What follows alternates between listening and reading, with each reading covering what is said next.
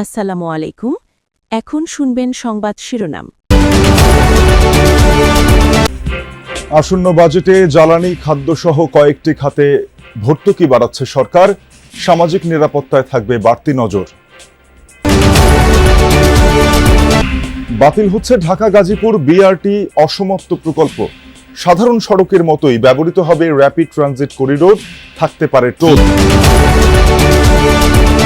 আজ থেকে শুরু পুলিশ সপ্তাহ। ২৪-এর গণঅভ্যুত্থানে বিতর্কিত ভূমিকার জন্য রাজনৈতিক সিদ্ধান্ত দায়ী বলছেন বিশ্লেষকরা।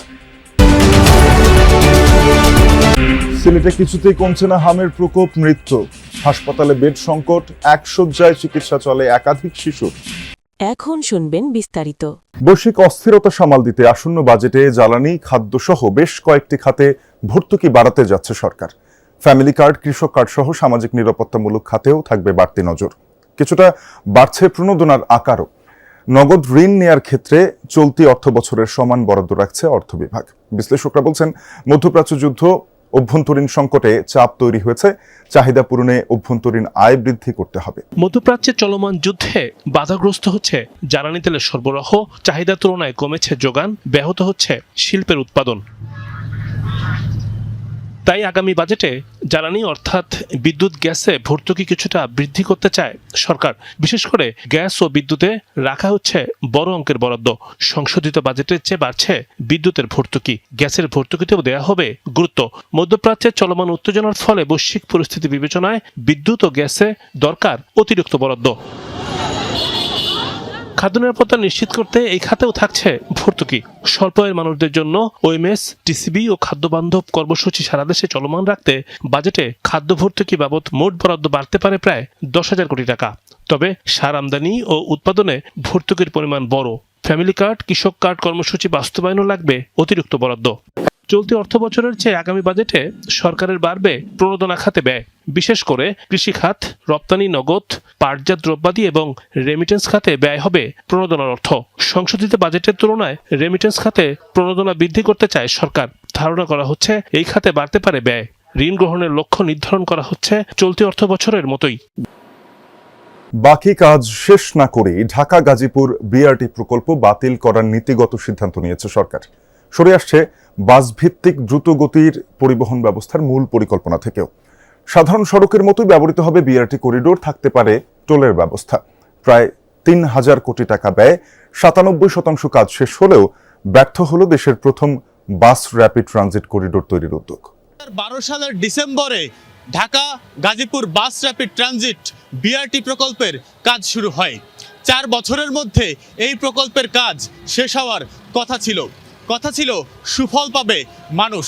কিন্তু ১৩ বছর কেটে গেলেও এখনও এই প্রকল্পের কাজ শেষ হয়নি।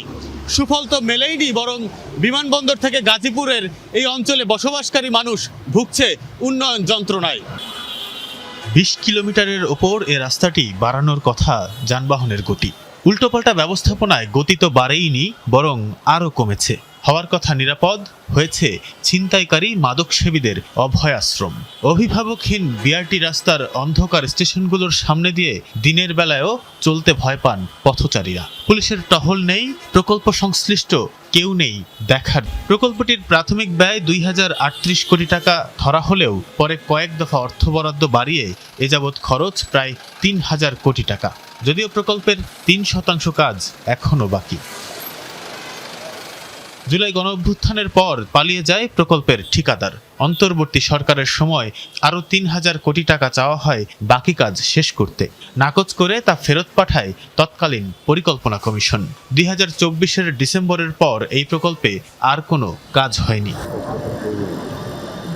এবার সরকারের নীতিগত সিদ্ধান্ত। সরকার যায় আসে, কিন্তু বাংলাদেশ পুলিশ চলছে ২৫০ বছরের পুরনো আইনে, যার পরিবর্তনে খুব একটা মনোযোগী নয় সরকারগুলো। ফলে প্রতিবারই ক্ষমতাসীন সরকারের আজ্ঞাবহ বাহিনীতে পরিণত হয় রাষ্ট্রীয় সংস্থা।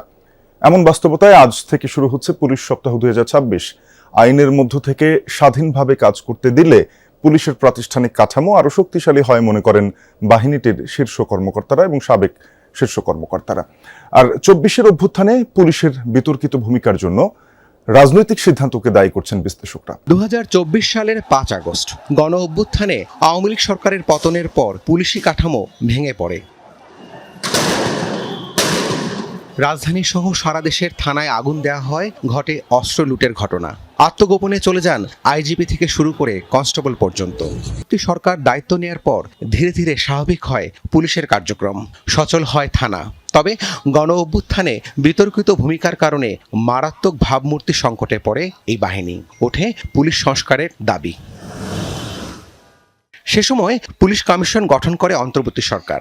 স্বাধীন পুলিশ কমিশন গঠন, পুলিশের জবাবদিহিতা, রাজনৈতিক নিরপেক্ষতা, মোট কথা পুলিশের কর্মকাণ্ডে পেশাদারিত্ব নিশ্চিত করতে এই কমিশন গঠন করলেও শেষ পর্যন্ত আর আলোর মুখ দেখেনি।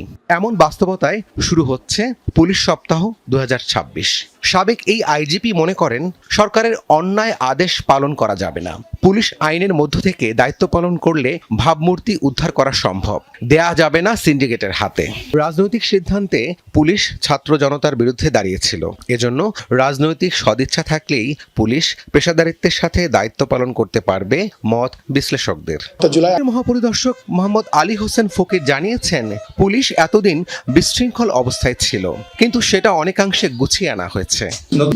পুলিশের যে দাবি দেওয়া ছিল তা সিলেটে অনেকটাই লাগামহীন হাম পরিস্থিতি। উপসর্গ নিয়ে প্রতিদিন মারা যাচ্ছে শিশুরা। রোগীর চাপে হাসপাতালে এক শয্যায় চিকিৎসা নিতে হচ্ছে একাধিক রোগীকে। আছে আইসিইউর সংকটও। চিকিৎসকরা বলছেন টিকার সুফল পেতে আরও কিছুদিন সময় লাগবে। এভাবেই অ্যাম্বুলেন্স থেকে বের করা হয় 14 শিশুকে। তাদের সিলেট ওসমানী মেডিকেল থেকে নিয়ে আসা হয় শহীদ শামসুদ্দিন আহমদ হাসপাতালে। সবার শরীরেই হামের উপসর্গ। শুরু থেকেই শহীদ শামসুদ্দিন আহমদ হাসপাতালে চলছে হামের চিকিৎসা। তবে রোগীর চাপে এখন পরিস্থিতি বেসামাল। এক শয্যায় চিকিৎসা দিতে হচ্ছে একাধিক রোগীকে।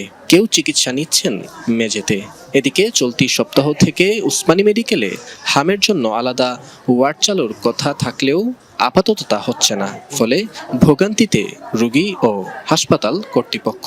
চিকিৎসকরা বলছেন, টিকা অব্যবস্থাপনায় সামাজিকভাবে গড়ে ওঠা ইমিউনিটি সিস্টেম ক্ষতিগ্রস্ত হওয়া এবং দেরি করে শিশুদের হাসপাতালে নিয়ে আসায় এবার শিশুদের শারীরিক জটিলতা ও মৃত্যুহার বেড়েছে।